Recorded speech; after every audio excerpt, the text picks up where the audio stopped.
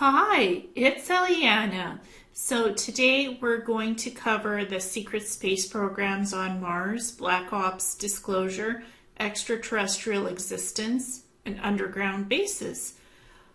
I have been trying to find connections linking things up in terms of various underground bases, connections to secret space programs, on Earth, on the Moon, on Mars, and three pieces of information came together. The testimony of a Groom Lake employee Black Ops disclosure that was from June 29, 2008. Now, I don't know whether the claims of this man are true, that he worked at an underground, undisclosed base anywhere near Groom Lake, and that's part of the Area 51 stuff. There are bases near Nevada, underground, and Area 51 is real. There's underground facilities there. Groom Lake is where they did a lot of reverse engineering stuff of extraterrestrial crafts. They did a lot of testing on different things in Groom Lake.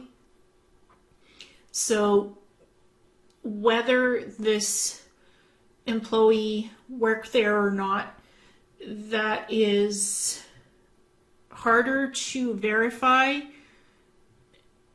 as backtrack the evidence.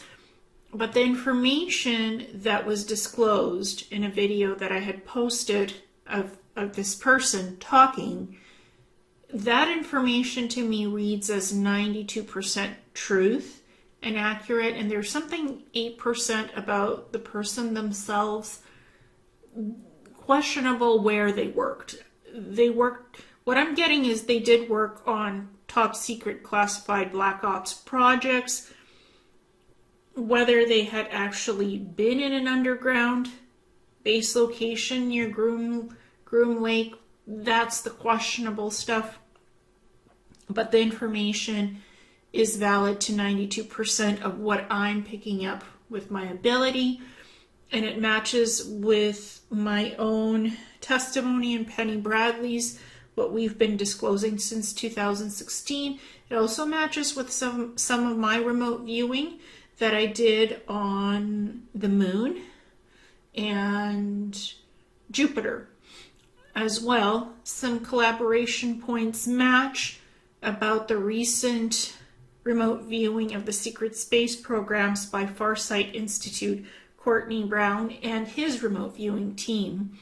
So this is why I'm including this testimony in this documentation, the Groom Lake stuff, because there are points of truth in this, and it deserves to be at least heard. Whether this person worked for 8 years in these types of operations, that would involve more investigation and research to look into that, but the data is, to me, looks valid. That's why it's included here. So, testimony of Groom Lake employee Black Ops disclosure, June 29, 2008. Truth about what is going on in regards to the alien presence in our world, interstellar space, and within our own solar system. The testimony comes from a worker in one of the underground bases near Groom Lake. He has done his work there for the past 8 years, and that's the 8% out of 92%. That is question mark, question mark, question mark, which came up for me when I did an energetic reading on this information and in this employee. So that's the 8% questionable, 8 years questionable. 92% of this reads as truth. That's why it's in here. What is being disclosed is common knowledge within the Black Ops community at the most highest and secretive levels. This is an individual who is working in the underground base as a researcher and an analyst within the realm of the ET program, or as it is known in the Black Ops community as G28. The worker analyzes and investigates the extraterrestrial presence within our solar system, and other dimensions. The presence of alien beings and the technology does exist. It is real, just like you or me as well. There is a lot more out there than even the die-hard believers could possibly fathom. The truth is that the Earth and the people on this planet are in essence blind to what is really going on in the cosmos and interstellar space.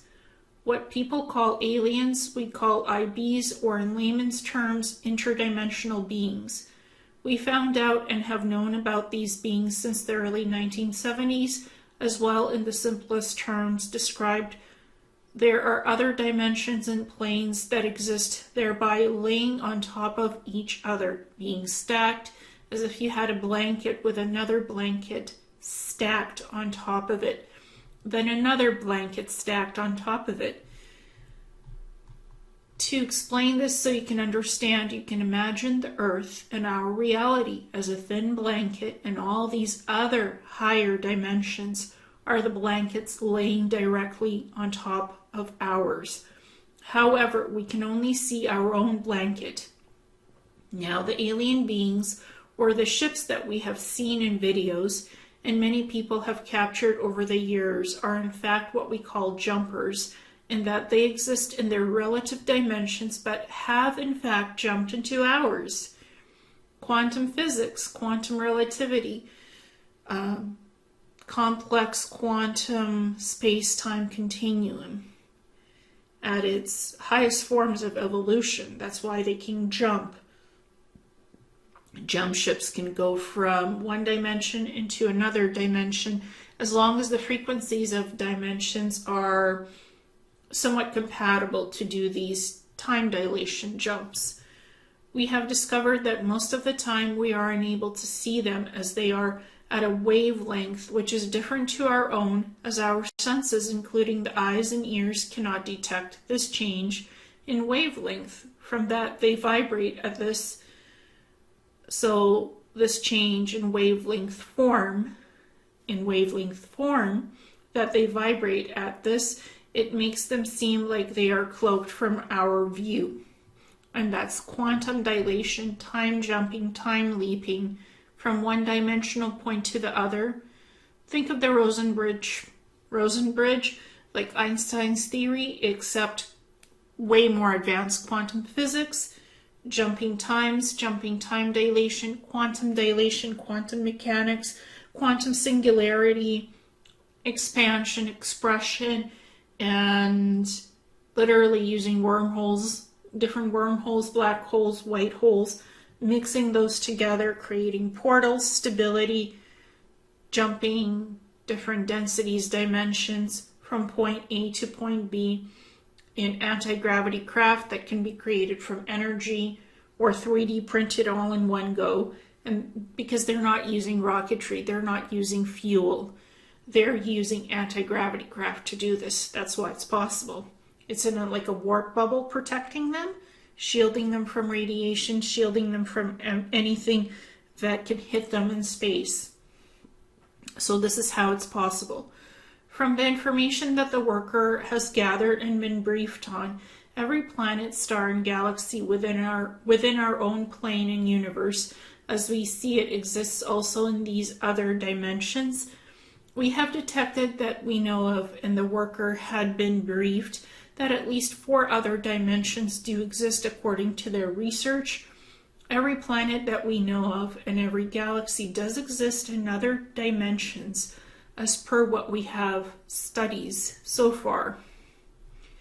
However, with each new dimension, each planet, galaxy, or star, it takes on a different form. So to explain it in the most simplest terms, you can look at our own planet Jupiter, which is in the outer reaches of our solar system. Now to us, it's a gaseous, deadly planet, which is completely uninhabitable. But when you look at Jupiter in an elevated dimension, you will see that it is completely changed in all forms. The person will see that it is no longer a deadly ball of gas, but is now solid and has a different color and is now inhabited. We know for a fact that this is true due to the fact that the government has the technology to detect these higher dimensions and actually get a small view of what the solar system looks like on the other side, as we call it, in the other dimensions. Again, quantum mechanics. There's certain types of satellites and CubeSats that can actually look into other dimensions and universes. What exists there. And it might be different from our dimension because the frequency is higher. That is why Jupiter would be inhabited. Even in the third dimension, we can see a lot of things about Jupiter. It's inhabited, despite what we have been officially told. And we'll get to that in the remote viewing. There is much we do not know about the universe and how it works, however. Here are the facts that the worker can confirm as truth and were made known to him, as well as the other people that he worked with for what they were briefed on. So we are not alone in the universe, as there are alien beings within our own dimension of space as well as other dimensions. The planet Earth is an early stage training ground, if you will, which we as beings will live until we have advanced to the higher dimensions. So Earth is a school of learning. We've known that for a while. It is a training ground to evolve us to the highest point that we can in our lifetimes when we come here to learn as much as we can in an accelerated short time period. Let's just face facts. People on Earth live up to 120 years, maybe 200 if they're lucky, 70 to 80 at most in lifespans. So all learning is very fast and accelerated because there's only a short time span to live. So you do your most advanced learning in a very quick way and try to learn as much as you can in significance. So yes, it's a training ground. Now, we are not at the bottom of the food chain, and we have discovered that there are at least 2 dimensions below our own plane. Yes, 1 and 2. The lower dimensions, then 3, 4, 5, 6, 7, 8, 9, 10, 11, 12, and it goes higher. I know of up to 24 dimensions in what I looked into. So there's a high amount of dimensions and densities that if we evolve ourselves energetically enough, we can jump frequency-wise and have a look at those dimensions and densities. You can have a peek what's there. You might not necessarily go and live there because you have to hold that high vibration to which you raised your frequency. You might train yourself to go and look at these dimensions, but you would have to have a lot of training to actually stay there and permanently vibrate at that high frequency. But people have done it. So it is possible, but it takes a lot of training. The worker was briefed by his superiors on things that are common knowledge in the Black Ops community in terms of the planet that we know of as Mars. It was at one time inhabited, but again at one time had been wiped out by the people who had inhabited the planet a long time ago. These beings were much more technologically advanced than we are. This was discovered by testing and analyzing the chemical residue found from the blasts around the planet, as well as artifacts that we have also discovered on the planet, including the infamous glass tubes that are seen in the few of the public-made photographs from NASA. These are not glass structures, but a glass-like material that is about 1,000 times stronger than any material or steel that we have on our own planet. These tubes were used as a means of travel both underground and above ground by the people who had inhabited Mars.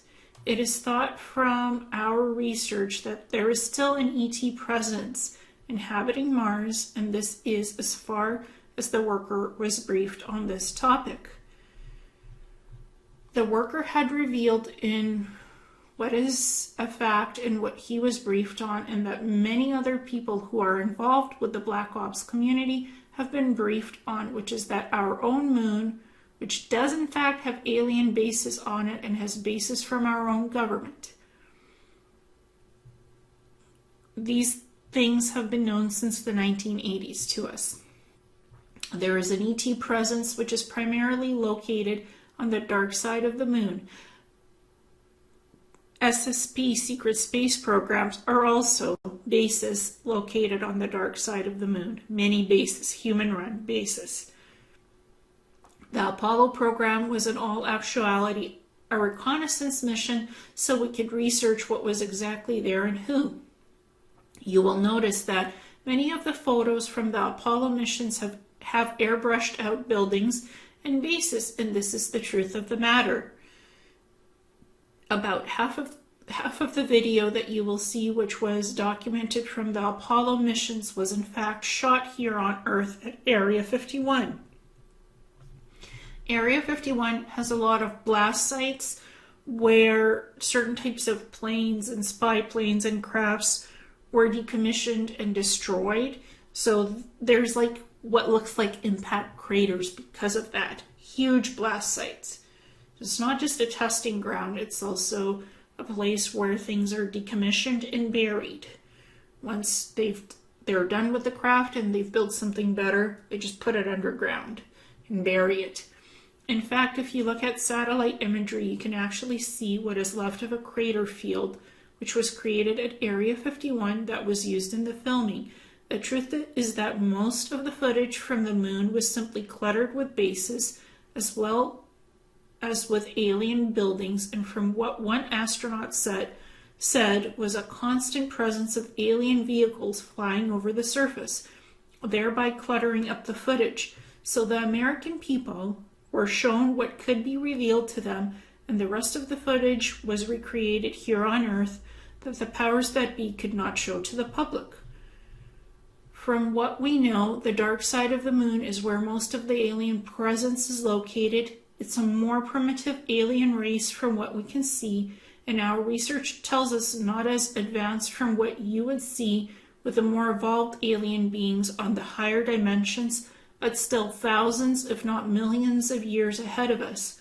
Now we have our own bases, which are primarily located in or near the Sea of Tranquility. And I looked up the locations, longitude and latitude. It's 830 north, 3124 east, 8.5 north, 31.4 east. The Sea of Tranquility is a huge place on the moon, can't be missed, which is the site of Apollo 11, and also one base which the worker knows of that is located near the crater Sabine D on the moon. To this day, we are still sending secret missions to and from the moon. However, the worker does not know the complete details of what is done on those missions.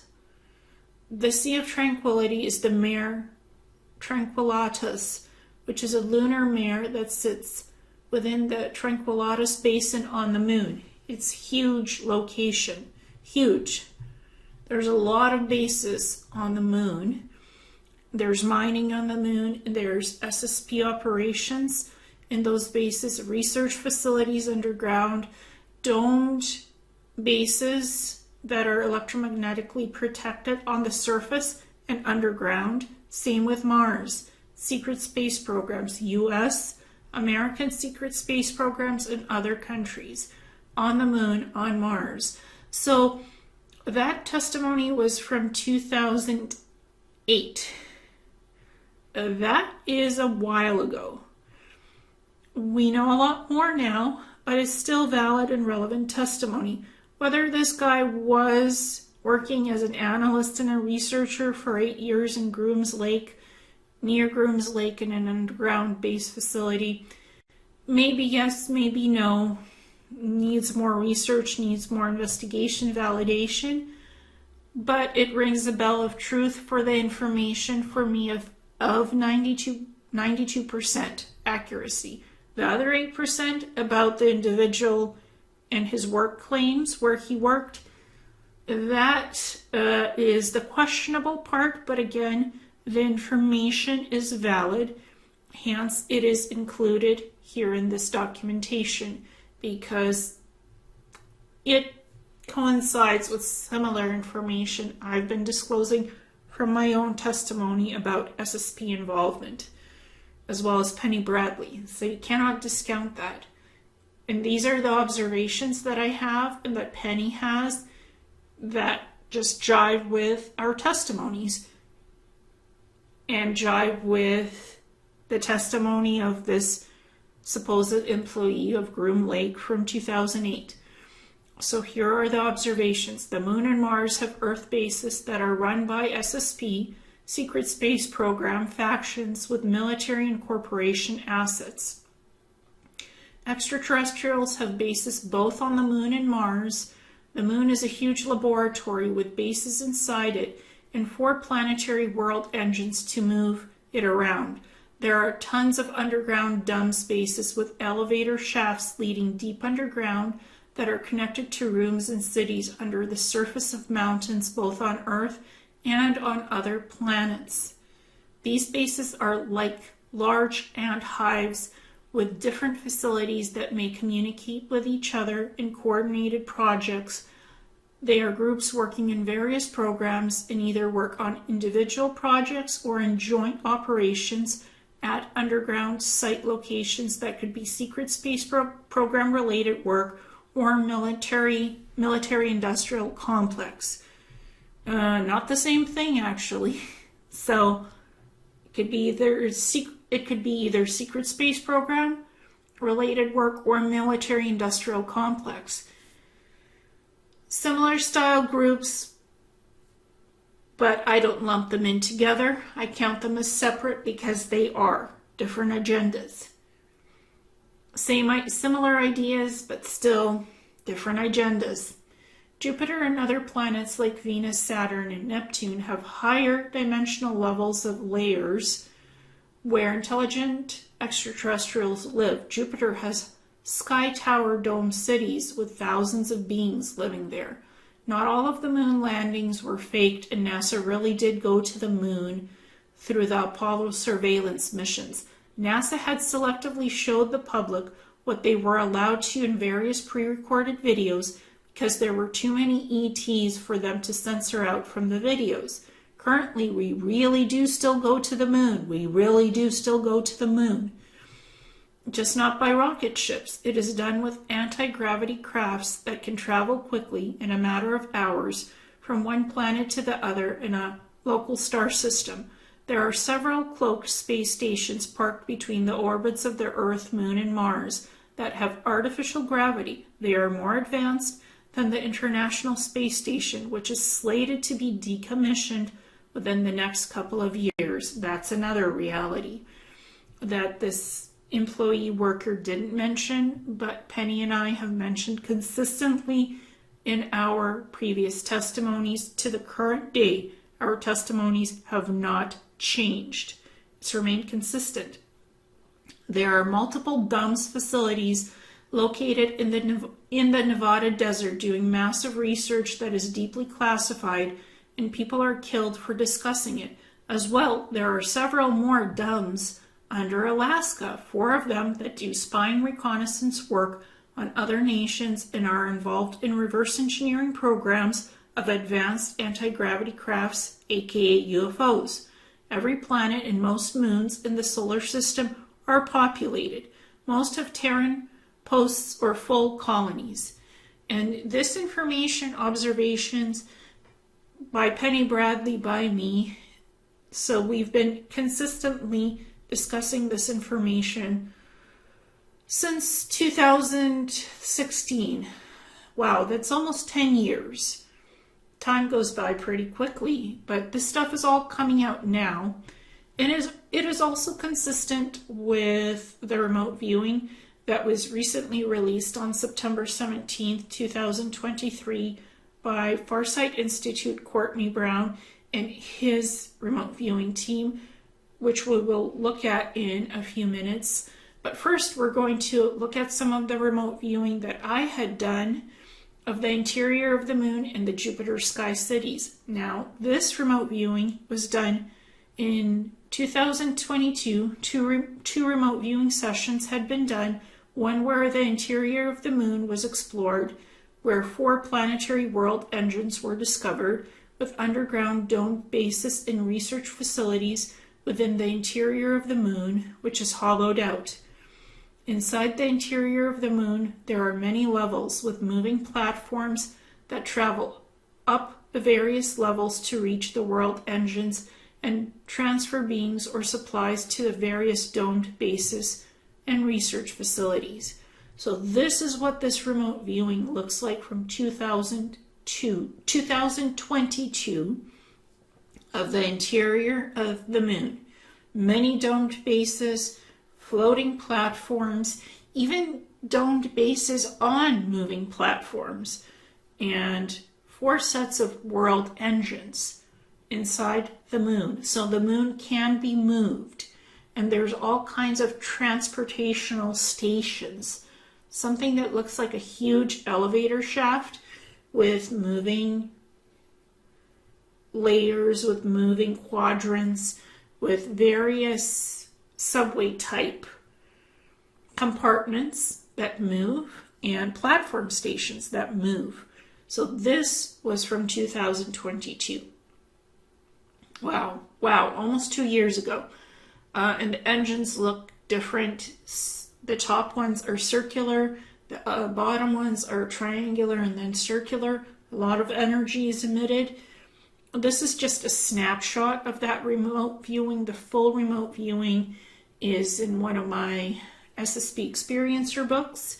So if somebody wants the full remote viewing results, they can look at that book for that. The planet Jupiter on the surface has gaseous compounds and electromagnetic storms, so nothing is built on the surface of the planet as habitational structures. However, there are large tower sky cities,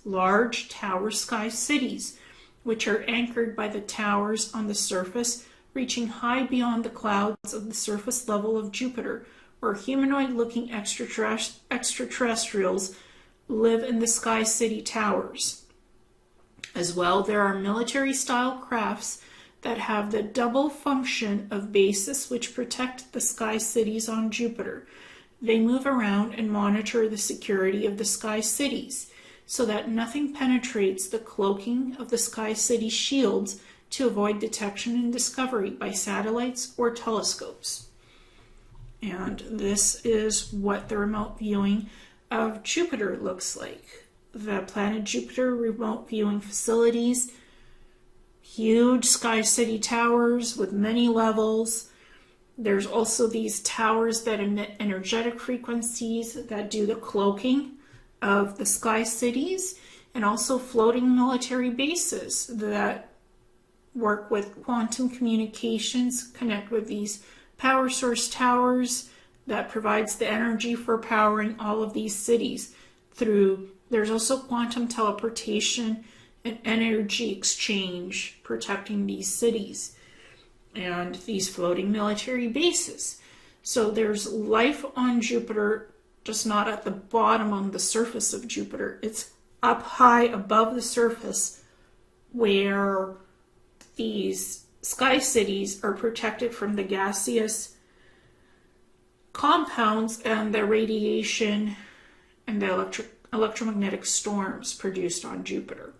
So there's ways of building cities even on gaseous giants and live. It just looks different from what we have as structural populations on the surface of Earth. So this is what these Jupiter sky cities and military base crafts look like. On Mars, there's a lot of underground colonies. There's a lot of underground bases on the surface, domed bases protected by electromagnetic shielding and holographic cloaking devices. So Earth-based satellites and telescopes cannot see what's happening on Mars or the Moon. Similar style bases on the ground, on the surface, built in craters with cloaking technology. So this stuff is the secret space program. The US has it, and other countries have it. The Five Eyes countries have it, so have participated in this for a while. Joint ventures. Now we're going to look at notes from the Farsight Institute for the Secret Space Program remote viewing results. It starts with hidden underground bases on Mars with elevator shafts traveling deep under the ground. Various compartments of facilities connected to the tunnel shafts with rooms, research being conducted, computer consoles with large viewing screens, some curved and others squarish, might have holographic technology in operation. Large city environment with subway stations, moving platforms to get around the tunnel systems that are like mazes under the surface of Mars. Planetary spheres being shown with multiple underground base locations. These facilities are huge and look like ant hives with activity of humanoid and some ET personnel performing operations at these underground bases. Now, this remote viewing was 2 hours and 45 minutes of video. I watched all of it throughout 3 days. I think it's interesting, and it shows various aspects of the SSPs. Some parts may be on Earth, some parts on Mars, and other planets, and out in space on crafts. So for me, all of this is very familiar because I've been an SSP experiencer.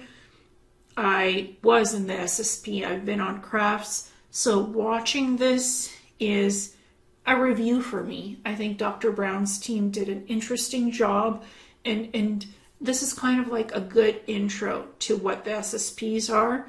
There's much more, and I think they'll be doing other remote viewings on SSP because it's a broad-based subject. They're going to do deeper dives. This is a good start. Human-looking beings working in combination with various types of extraterrestrials like Nordics, insectoids, reptilians, humanoids with large skulls on crafts in space, exchanging assets and cargo from ships docking on planets or above planetary orbit. Populations and cities of humanoids on different planets where UFO crafts are monitoring the activity of living beings and performing planetary studies cloaked above in the cities, collecting resources from planets, creating systems of transportation, mind control used on soldiers to complete working transport projects, AI life forms created to be humanoid workers on site to complete projects. Crafts are triangular, circular, elongated, seem bigger on the inside with different crew types of humanoid extraterrestrials working together on missions and projects. Smaller circular UFOs study planets going inside mountains, then docking with the larger triangular-shaped crafts above the planetary atmosphere. ET presence is cloaked with crafts and underground facilities, so humans will not discover their projects. Extraterrestrials do not seem concerned with being discovered. Disclosure about extraterrestrial existence seems to be important for humans to know about it. Sky cities with domes that float and move around above the clouds on planets. Looks like domes on top with elongated tower structures below the domes to anchor the cities. Now, doesn't that sound familiar? Jupiter and their sky cities. So maybe what one of the remote viewers saw in this remote viewing was Jupiter and Jupiter's sky cities. Perhaps they didn't really talk about specific locations, which planets it's in. It was inferred that most of the remote viewing has to do with Mars, but it has to do with other planets because Mars doesn't necessarily have floating cities above the clouds. So that's more Jupiter and what I think they were seeing in part of that remote viewing. But of course, could be other planets too, because extraterrestrials can live and travel on many planets. They're not hampered by just being on one planet. Various ET leaders with different corporations and empires working in specific groups to achieve their end goals. human-run U.S. American SSP factions on Mars working with ETs. Think what Haim Shed said about there being a galactic federation working with the U.S. government and military in a joint base. That's Oxia Palus base on Mars, I think northern part of Mars hemisphere, if I'm correct, northern side. There's Planetary Corporation's Base 3 right next to that base, not too far off, with a underground research facility. So that's what seemed to be the focus of Dr. Brown's remote viewing with his team, that Oxia Palus base, because he mentioned Haim Shed and there being a base. So I think that could have been one of the bases they were looking at on Mars. Human-run U.S. American SSP factions on Mars working with ETs. The humanoid leaders often wear long robes with long blonde hair. Military humanoid assets, potentially from Aldebaran, are on ships. They wear uniforms that are blue mixed with black. Both male and female gendered crews on crafts doing space missions. Uniforms have insignia patches on them. Reptilians on craft keep living beings in cages and cargo holds, potentially for study, trade, or as food sources. That's a lot of stuff to unpack. Very interesting. The universe is filled with different types of extraterrestrials that look humanoid and some non-humanoid who have advanced anti-gravity crafts that can quickly travel to planets to load up on resources, take on crew, unload supplies, etc., to do missions in space. Space battles happen with energetic beam weapons, where ships end up being destroyed or cut in half, drifting in space as a result from the energy beam weapons being deployed to incinerate crafts. Cities on planets have been destroyed and bodies recovered. Kinetic weapons used to create energetic explosions in city populations to create distractions and cover up the covert activities of military and corporation groups on planets or ET projects. Think three-letter agencies. What happens on Earth also happens off planet. Something like that, but there's also extraterrestrial involvement. Humanoid cities built on various habitable planets, underground facilities built inside mountains with complex city environments and tunnel systems that are adjoined by other buildings. There are large metallic or other types of huge entrances, some with doors that are built into the mountains where the secret bases are located. Some leaders have domed sky city structures that can float and exist in the sky, meeting places in pyramid structures where there are other cities in the background. Extraterrestrials work in groups, councils, and federations. There seems to be exoplanets that can support life in space, so there are humanoid populations living in city environments on different worlds, with urban settings connected to mountains, trees, plants, vegetation, water, skies, etc. These scenes can be similar to Earth, but taking place on other planets as humanoid species of beings come in a mostly human-looking template with 2 arms, 2 legs, 1 head, and 2 eyes. Features on humanoid ET species can look different in terms of elongated skulls. Beings can be shorter or taller, and insectoids as well as reptilians are standing out in features from the rest of the humanoid species, because obviously they have reptilian form or insectoid form, and that could be larger in bone structure and body size than the typical humanoid looking extraterrestrials. Their faces just look different and bodies look different, so they're more obvious that they're not that humanoid. The remote viewing focused on the broad aspects for the origins and activities of the U.S. American secret space program, both on Earth, Mars, and other planets.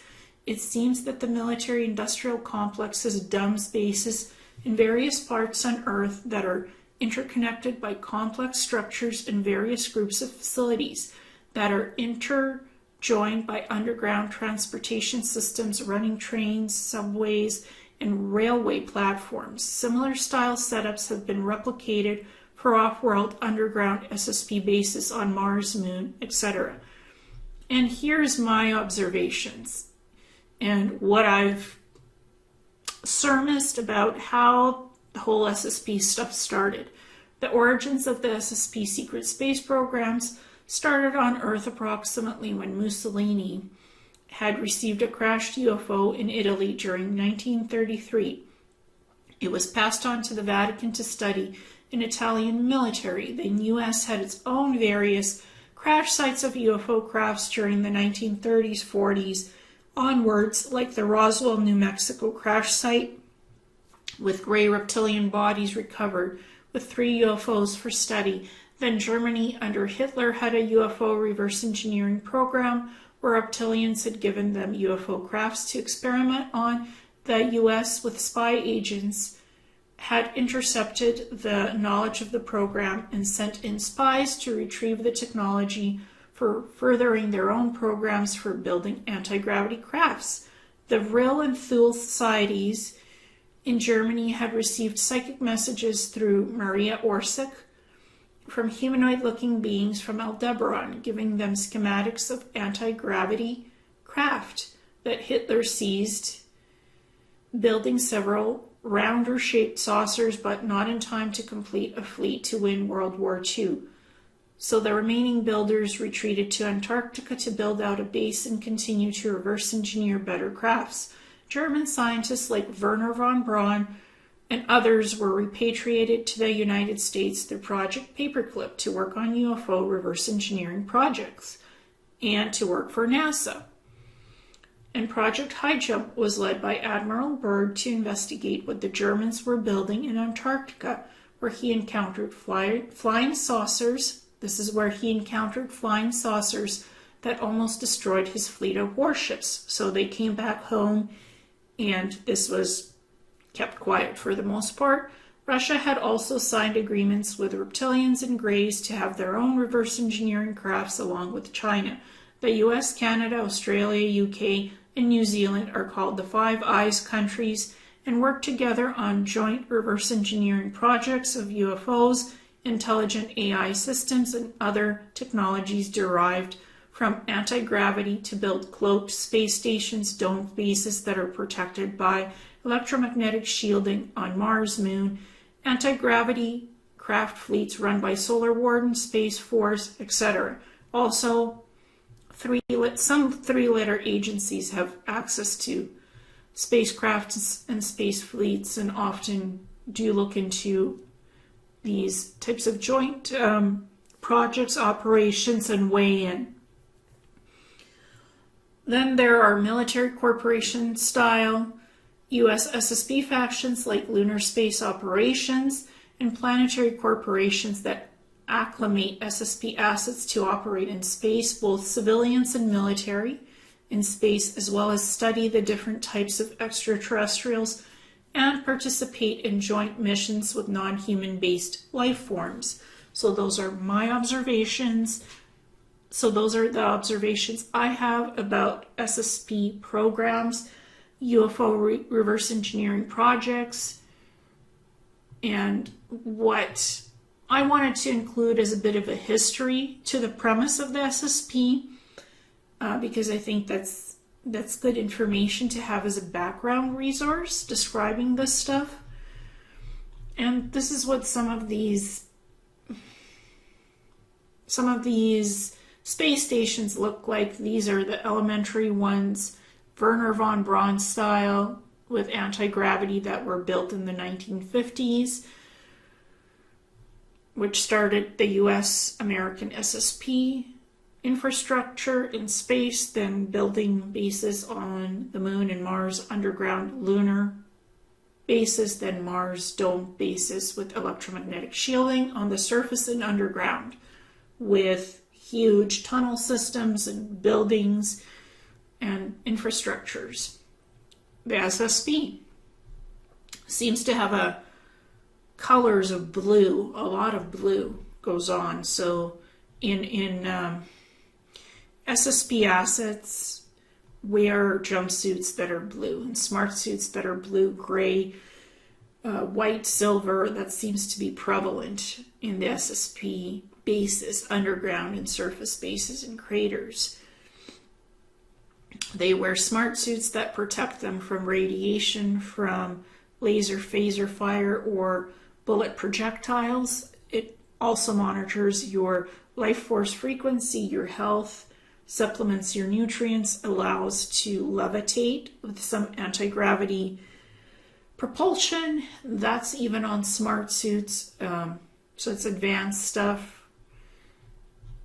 And then I did a lot of interesting things as well connected to the past a little bit, because it is connected to what happened on Mars.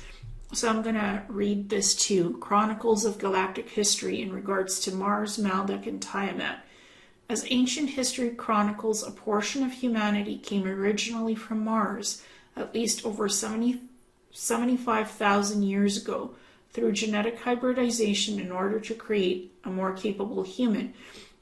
Before that, 500,000 years ago, and even to 300,000 years ago, you had the Lyran Wars with the Orion Wars. So there was a lot of warring factions because reptilians invaded the Lyran humanoid civilizations, destroyed their planets. So you had your Lyran Orion Wars. Pleiadians were involved, Andromedans were involved trying to stop it. And this lasted for thousands of years. Then it came to our galaxy. There's a lot that happened. So the humanity that originally came from Mars 75,000 years ago, they were genetically modified and transferred by a group called the Yahweh. This is not a god, but a variant of a geneticist group of creator beings who were master geneticists and it was a group that worked on modifying genetics of humanoid-looking beings to transfer them to different planets when catastrophes happen. When you think of Yahweh, you think of it as a god-like figure or an entity that did a lot of manipulation. Well, it's not a god with a small g or a big G. They're part of a set of creator beings that were geneticists, and they manipulated energy and frequency, and they changed a lot of things in this particular galaxy. So I can't say they're a good set or a bad set of beings. They like to create and manipulate different groups of humanoid-looking beings. So they were responsible for moving beings from one planet to another. So this would mean that with the SSP secret space programs existing on Mars, that humans have returned to the planet in which some had previously been before they destroyed it through war by utilizing kinetic and energy beam weapons that had created a nuclear disaster on Mars, stripping most of its atmosphere and oxygen from the planet's surface, causing the remaining survivors of the catastrophe to move and live in underground cavern cities even to this day. There's some reptilians, there's some ant people, there's Native American looking humans who are some of the original colonists on Mars. There's SSP on Mars. There's a lot of different beings on Mars. There's also insectoids. And many other human souls are from Tiamat, Maldek, Sirius, and Deneb, from planets that these souls had destroyed also. So Sirius wasn't destroyed. There's Sirius A and B. Some planets were in the wars, but it was the Lyra system that was heavily impacted by the Lyran Orion Wars, spanning 300 to 500,000 years ago. Result the destruction of Tiamat and Maldek. Those were two separate planets, actually. So the asteroid belt was formed from the planetary destruction of Tiamat and Maldak in our solar system. Hence, we have the hammered bracelet, which we just call the asteroid belt in this present timescape.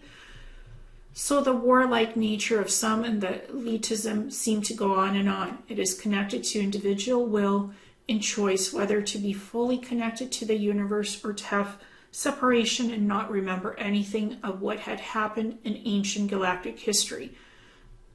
So the temporal aspects just add a layer of confusion to everything with trying to figure out how time dilation and time travel works, as well as the portal technologies that the extraterrestrials use and the SSP involvement in all of this. Various projects, organizations, groups, factions. There's many of them in the SSP. I'm focusing on the US-American SSP. There's also Kruger, there's Nachtwaffen, Dark Fleet, there's Mars Defense Force, Earth Defense Force. There's many other factions and organizations, planetary corporations, lunar space operations, military industrial complex, and other factions, mercenary ones, military ones, corporations. There's many of them in SSP. And this image is a destruction of approximately what it looked like when Maldak and Tiamat exploded, because kinetic weapons and energy beam weapons were used in the destruction of Maldak, and it also affected Tiamat. Now, there's a lot more pages on Oxia Palus Mars base, which is a joint U.S. secret space program and ET-run operations. This was an ancient base that existed with 2 domes on the surface of the base for mining projects, habitation, water source, tunneling, and fabrication constructions. It's an ancient ET base that was taken over by the U.S. Secret Space Program personnel and ET-run operations, with another set of ETs using that base to mine resources and recreate mining operations. So it's a joint base. It's now also a research facility. So that is what that base is about, Oxia Palus. So Mars is indeed habited, and that particular Oxia Palus base can be found at coordinates of longitude and latitude at 3717.34 north, 1927.4601 west. So it's in the northern Mars hemisphere. Just like Planetary Corporation's Base 3 is in the northern Mars hemisphere, not too far away from this particular base.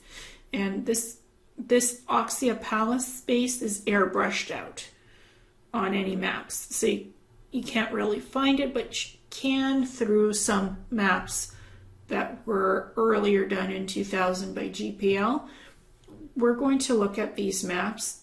This is what these 2 domes look like. Surface domes where the mining facilities were, and they've been converted and rebuilt for that joint U.S. military government / ET joint base, so SSP and extraterrestrial base. It is quite interesting, a lot of information about it, that this is the one dome and this is the other dome. So you can still find images of this, and you can do research, which I did, and I found a lot of research about this base and what this facility is, geology, topography, tons of info. It's going to be in my next book, Disclosure of the U.S. Secret Space Programs.